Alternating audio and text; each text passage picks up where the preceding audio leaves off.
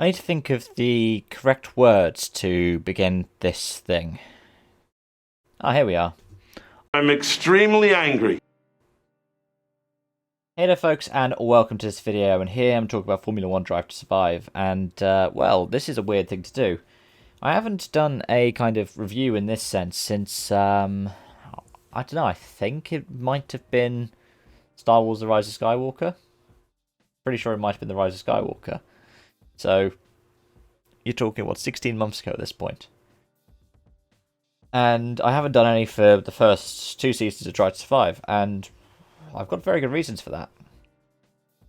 I am an F1 fan, but also I do appreciate documentaries, and even cheesy ones. Like, one of the things I sit down and watch in my free time is National Geographic Discovery Series Air Crash Investigation. So, believe me, as much as I love stuff like Adam Curtis's work, I do have time for the things that are a bit less, inherently political and down to earth. Yeah, so Drive to Survive Season 3, and let's talk about it. Because, well, quite frankly, I don't really have a strong opinion on it. Like, I have many strong opinions about it, but not necessarily on it. And I feel like that's the way it kind of dictated itself. Like, there are two ways that you can view these kinds of things, these docu-series. One is that you're looking at different episodes within an overarching structure. Another is that you are doing a series with different kinds of plot points. And to be fair to these guys, the production team for Netflix, the first two series tended to follow a season review, sort of, with some episodes. You jumped around a little bit, but you didn't jump around particularly much. And the start of the season set up the main focal points for the season itself, and then over the course of the series, you just saw everything develop. And that wasn't the case this time around, and that annoyed me a bit.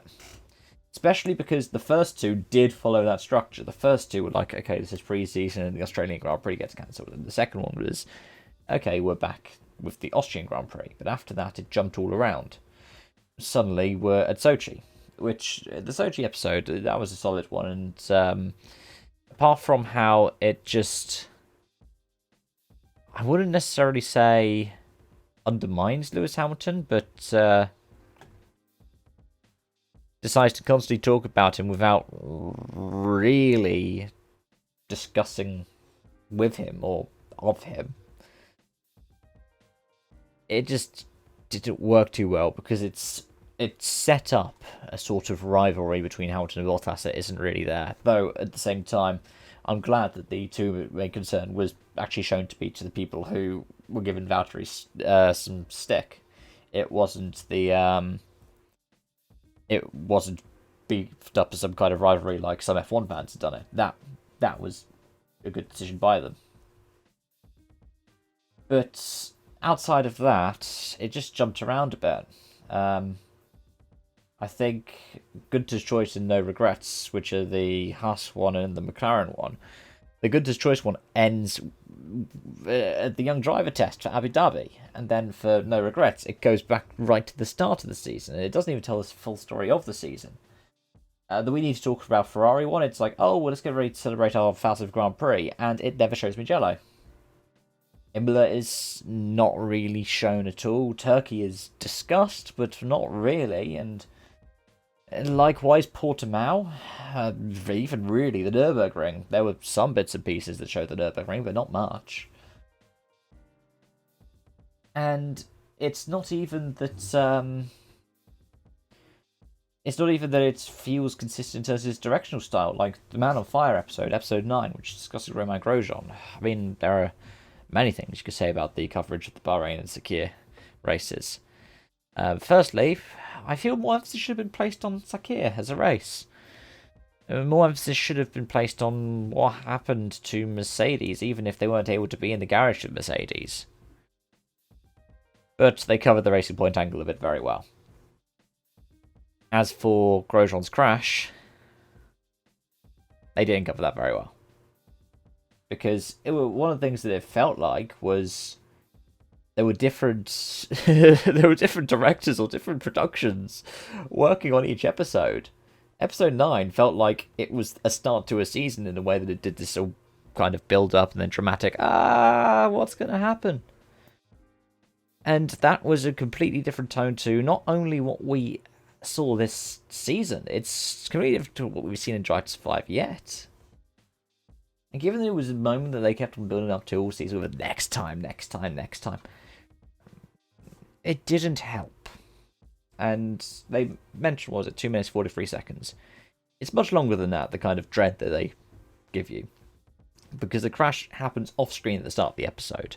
They're about halfway in, the crash happens again, and it's about 5 minutes until you see the actual shots of Grosjean emerging from the car. They make it feel like it's a lot longer than he's in the car. It's